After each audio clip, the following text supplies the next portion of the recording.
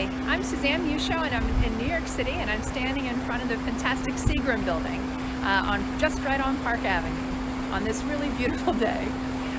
The architects for this building were Mies van der Rohe and also Philip Johnson, and the structural engineer was Severed Associates.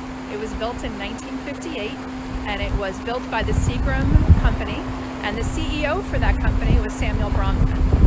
He assigned his daughter, Phyllis Lambert, to select the design team and really make this project happen. I actually had a chance to meet Phyllis Lambert last year at the AIA Heritage Ball, and so we had a joke about how our fathers are pretty opinionated people.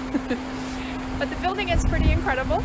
It has bronze mullions on the front that you can see that are defining each of the window bays. And then you can also see,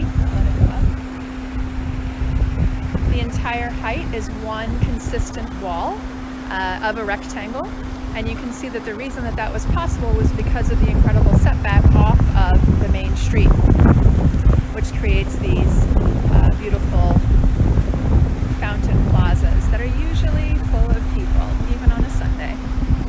But today, because circumstances are a bit different, we don't have that. But you can actually really see the architecture on days like this, because you can see the street wall changes. Actually, what I'm going to do right now is just show you how, if you look up Park Avenue, most of the buildings do have a very consistent street wall. And one of them, one that Mies van der Rohe had to kind of deal with when he was building and designing the Seagram building, is this building behind me by McKim, Mead & Wife. A pretty formidable structure, a club building that was existing when he started. And so he had to somehow try and develop a language between the two buildings. One might say maybe he wasn't successful at it, but I think that the choice of the bronze mullions was kind of a nod to the past as we kind of forward to our present and to the international style that he was so famous for. Another building in this neighborhood, and I have to show it because it's one of my favorites, is the Lever House by Gordon Bunshaft of SOM.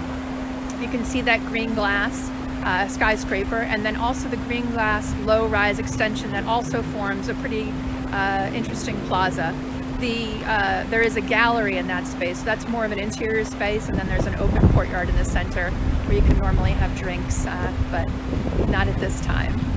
So this is Suzanne Musho reporting on gorgeous architecture in New York City.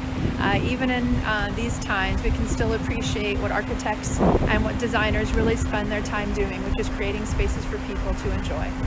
Take care. Thanks.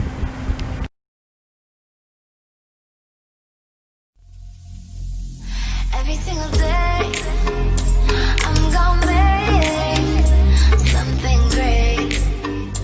That's my way.